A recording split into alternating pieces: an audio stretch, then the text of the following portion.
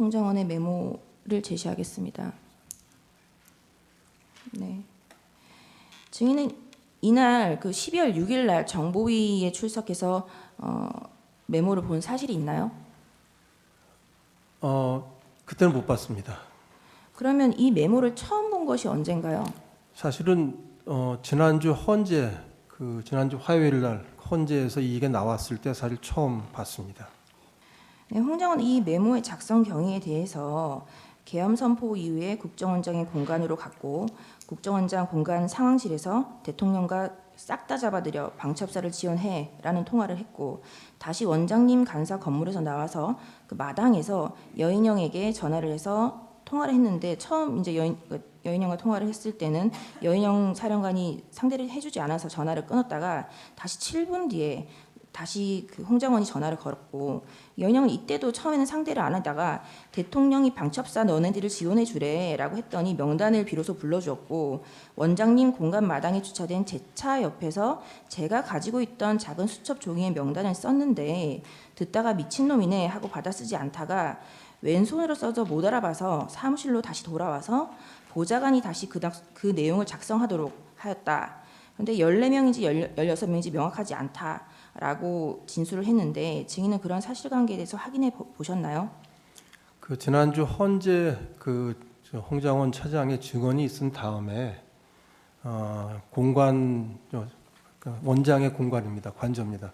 원장 공간 앞에서 썼다는 얘기도 제가 처음 들었고 특히 보좌관한테 다시 쓰게 만들었다는 얘기도 처음 들었기 때문에 그 헌재 증언 이후에 사실 파악을 해봤습니다. 사실 확인을 해봤더니 사실관계가 달랐습니다. 그래서 말씀을 좀 드려도 네네네. 되나요? 네. 두 가지가 특히 달랐는데 이제 하나는 홍장원 차장이 11시 6분에 국정원장 공관 앞에 어두운 공터에서 갑자기 이제 메모를 쓰게 돼서 주머니에 있는 메모지를 꺼내가지고 급히 썼다라고 했는데 저희가 확인을 해보니까 11시 6분이면 홍장원 차장은 거기가 아니고 그 청사에 있는 본인 사무실에 있었습니다. CCTV로 확인을 했습니다. 두 번째는 메모를 본인이 하나 썼고 그 다음에 그거를 보좌관에게 줘서 정서를 시켰다라고 했으니까 이제 두 개가 있는 셈인데 그 담당 보좌관을 찾아서 확인을 시켜보니까 그 보좌관 설명은 12월 3일 밤에 홍장원 차장이 포스트잇에 쓰는 걸 줬다고 합니다. 사각 포스트잇이라고 합니다. 그 포스트잇에 쓴 걸 줘서 본인이 그거를 정서를 했다는 건 맞고요. 근데 다 도로 드렸는데 12월 4일 그 다음 날입니다. 12월 4일 오후에 다시 홍장원 차장이 그 보좌관에게 같은 보좌관에게 네가 좀 기억나는 대로 해가지고 다시 한번 써서 달라고 했다고 합니다. 그래서 보좌관은 사실은 가지고 있는 게 없고 하기 때문에 자기 기억을 더듬어서 그 메모를 하나 더 썼다고 합니다. 세 번째 메모가 있는 거고요. 그 다음에 이제 그 메모를 썼을 때 보좌관 설명은 자기가 파란 펜으로 그 사람 이름만 쭉 썼다는 겁니다. 지금 제 앞에도 있습니다만은 거기 무슨 동그라미가 쳐져 있다든지 아니면 무슨 잘 안 보입니다만은 방첩사 뭐라고 써 있다 이런 메모들 이런 가필이라고 할까요?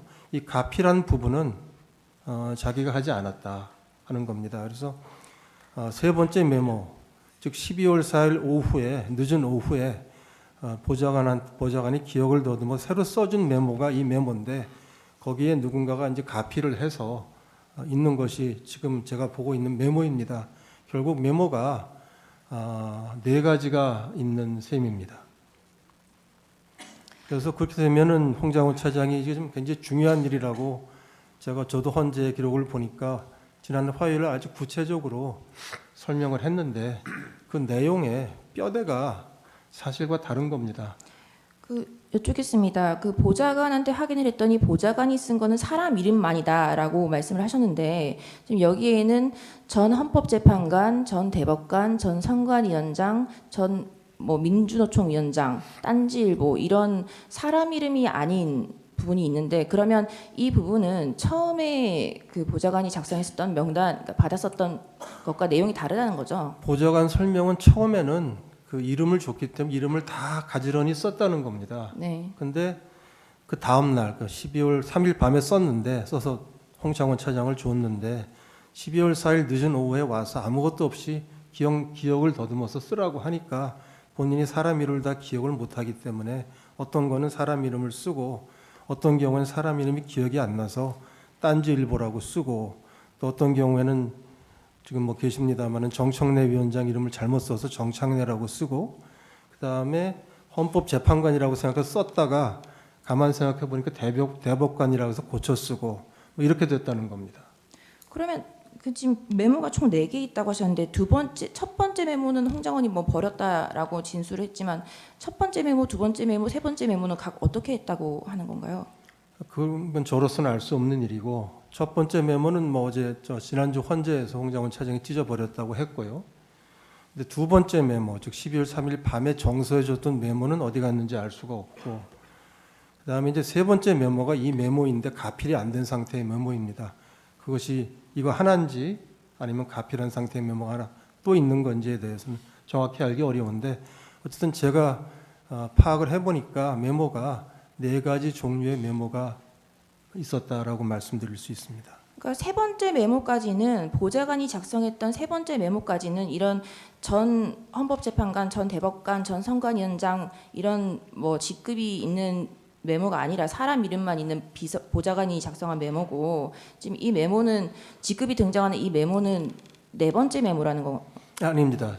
사람 이름을 가지런히 쓴 메모는 2번째 메모이고 그거는 보좌관은 안 가지고 있으니까 지금 저도 없습니다. 지금 저희가 보고 있는 메모가 3번째 메모입니다. 그냥 기억을 더듬어서 새로 써보라고 해서 갑자기 말씀을 해서 자기가 썼는데 사람 이름을 기억할 수가 없기 때문에 이렇게 직함으로 쓴 경우들이 있다는 거고 근데 여기다가 이제 누군가가 가필을 해서 이렇게 썼지 않습니까? 이런 내용은 보좌관이 자기가 쓰지 않았으니까 가필이 된 메모가 이제 하나가 더 원장님, 저 윤갑근 변호사입니다. 잠깐 한 가지만 여쭤보겠습니다. 파란색이 이제 보좌관이 쓴 메모 아니겠습니까? 그렇습니다. 근데 나중에 이제 가필된 걸 4번째 메모라고 말씀하시는 건데 이 3번째 파란색으로 보좌관이 작성을 할 때 기억을 더듬어서 썼다는 말씀을 하셨습니다. 그렇습니다. 그것은 처음에 그 홍장원 1차장이 줬던 포스트잇에 있는 메모를 기억해서 썼다는 의미입니까? 그렇습니다. 그 자기가 경험한 것이 아니고 포스트잇을 본 그 기억을 더듬어서 쓰다 보니까 사람 이름도 기억 안 나고 해서 이렇게 저런 직급을 썼다는 말씀을 하시는 거죠? 예, 포스트잇을 받아서 예. 본인이 이제 한번 정서를 했던 2번째 메모가 있으니까 한번 예. 정서를 했죠. 예. 그 기억을 더듬어서 즉 자기가 만들어낸 게 아니고 받은 예, 걸 예. 가지고 썼다는 겁니다. 홍장원 1차장의 보좌관은 몇 명인가요? 한 4-5명 됩니다. 아직도 전부 다 그 계엄 당시에 있었던 보좌관들이 전부 다 재직을 하고 있는 건가요? 네, 국정원에 재직하고 있습니다. 그 아까 보좌관한테 확인했다는 그 확인을 언제 하신 건가요? 그 12월 4일 날 헌재 그 증언을 보고 제가 확인을 해달라고 요청을 했고 제가 이제 오늘 이렇게 헌재에 나와야 되니까 준비 차원에서 그 준비를 담당하는 부서에 확인을 요청을 했고 이렇게 이제 이 지금 말씀드리는 내용을 다 이렇게 정리한 거는 아마 한 그저께쯤 그러니까 월요일이나 화요일 날 정리가 됐던 것 같습니다. 어,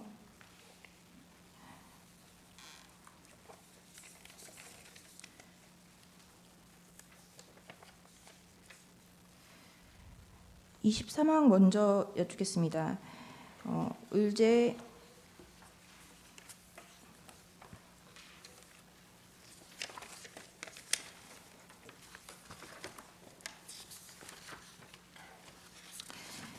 의제 164호 중에 9 내지 10을 제시하겠습니다.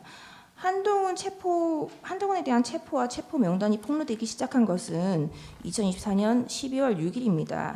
이때 홍장원은 정보위원회에 출석해서 대통령님과의 비아폰으로 통화한 내역, 여인영 방첩사령관과의 통화 내역을 모두 공개하였습니다.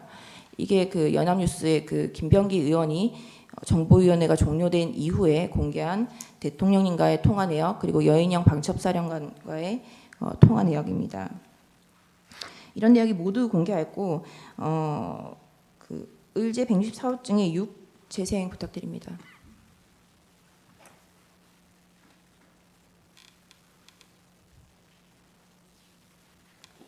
명단을 갖다 불러줬다고 합니다.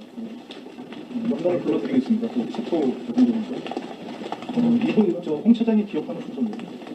이재명, 우원식, 한동훈, 김민석, 박찬대, 정청래, 조국, 김어준, 김명수 전 대법관, 김윤웅, 참고적으로 김민석 저희 최고위원이 형님인 걸로 알고 있습니다. 권순일, 그리고 권순일 전 선관위원과 또 한 명의 선관위위원을 불러주었는데 기억을 못한다고 합니다.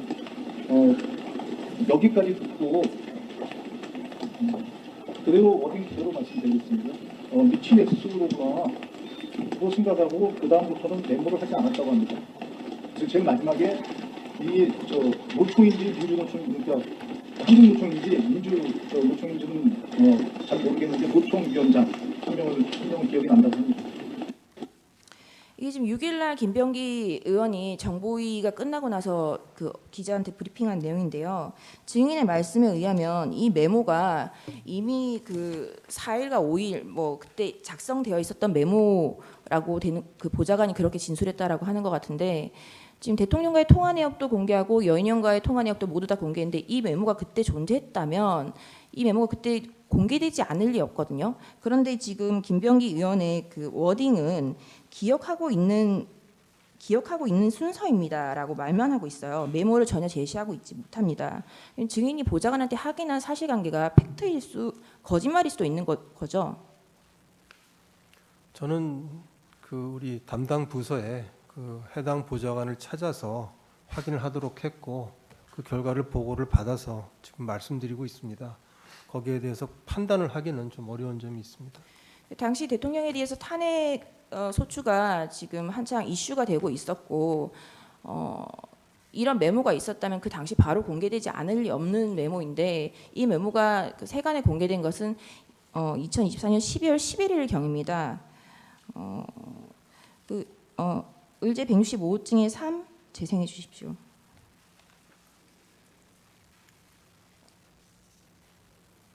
화면을 한번 봐주시기 바랍니다.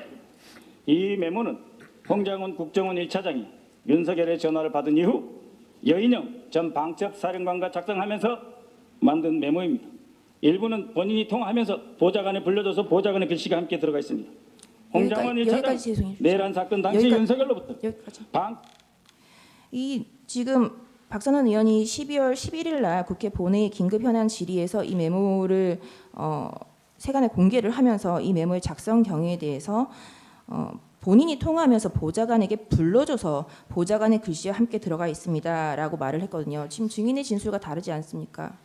예, 다릅니다. 제가 보고받은 거는 홍장원 차장이 포스트잇에 쓴 이름을 줘서 그걸 가지고 보좌관이 정서를 했다고 들었습니다. 네. 의제 126호증의 1 김어준의 뉴스공장을 재생 부탁드립니다.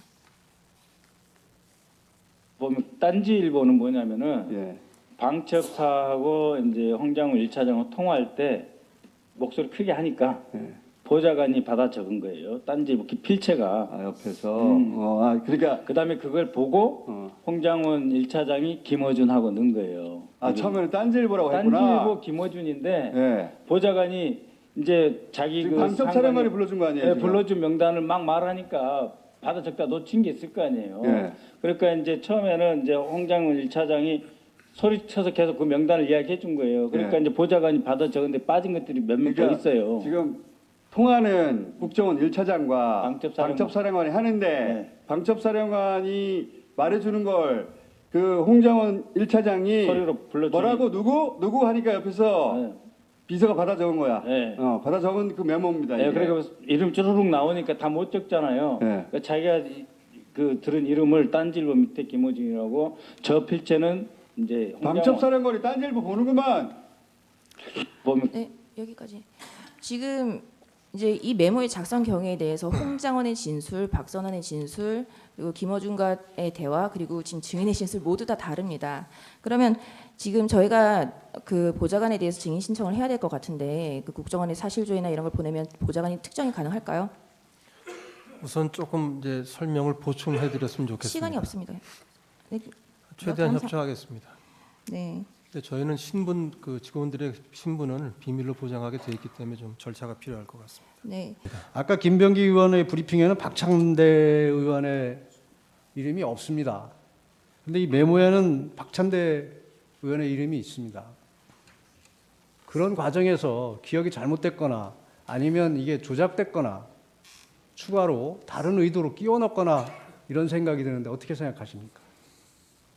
그 홍장원 차장의 그 메모 그리고 홍장원 차장의 증언에 대해서 증언의 신뢰성에 대해서 저는 강한 의문을 가집니다.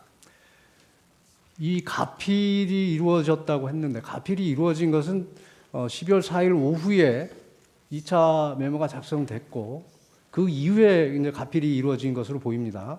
그렇다면 그 가필의 밑에 부분에 보면 사실과 전혀 다른 내용들이 있습니다. 1차, 2차 축차 검거라든지 방첩사의 구금이라든지 이런 것은 그 시간에는 전혀 발생하지 않은 일들이거나 방첩사에 구금 시설이 없다는 이런 객관적 사실과도 명백히 배치되는 것들입니다. 그 이후에 나온 다른 사람들의 진술이나 어떤 보도를 보고 허위로 기재한 것이 아닌가 하는 의심이 드는데 어떻게 생각하십니까? 저로서는 판단을 내리기 어렵습니다. 한 두세 가지만 여쭙겠습니다. 그 메모에 대해서 2차로 이제 정서를 시킨 다음에 3차로 다시 시킬 때 홍장원이 불러주거나 두 번째 정서했던 메모를 주면서 시킨 게 아니라면 그 두 번째 정서한 메모를 홍장원이 가지고 있지 않거나 첫 번째 포스트잇도 가지고 있지 않아서 자신도 기억을 못하니까 보좌관한테 네가 기억하는 대로 써라라고 했던 건가요? 그거는 뭐 보좌관도 알 수가 없는 일이고 다음 날 오후 늦은 오후에 와서 본인이 기억이 나는 대로 너 기억력 좋지 않니? 너 본인이 기억이 나는 대로 한번 쭉 써봐라라고 했다고 합니다. 네. 그리고 증인 안보실장 때부터 대통령으로부터 그 방첩사무 지원해라 해줘라라는 얘기 많이 들으셨다 그러셨죠? 예, 안보실장 국방부도 담당이기 때문에 그런 말씀은 많이 들었습니다. 그리고 아까 증언 중에 두 번째 정서한 메모에 사람 이름이 쭉 있고 방첩사무 관련이라는 문구가 기재되어 있었다. 보좌관이 그렇게 얘기했다고 하셨죠?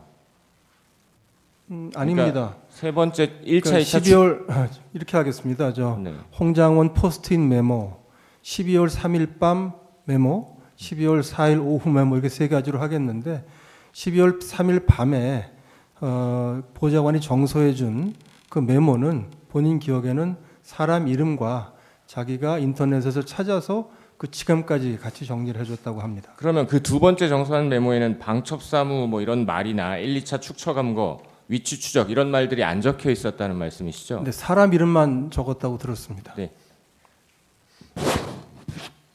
네. 그 지금 메모가 3개, 4개의 버전이 있다고 했는데 지금 이것이 뭐 그 박선환 의원이 제출된 원본이고 이것은 그 홍장원이 검찰에 12월 11일 날 제출한 메모입니다. 여기에 보면은 이제 14명이었다, 16명이었다. 원본에는 14명, 16명이 지금 둘 다 써 있는데 지금 검찰에 12월 11일 날 제출한 메모에는 14명 그리고 16명이 삭제되어 있습니다. 이 당시 대통령에 대해서 탄핵에 대해서 발의가 되고 난 뒤에 한동훈에 대한 체포가 있었다. 김동연 판사에 대한 체포가 있었다. 명단이 10명이다. 15명이다. 16명이다.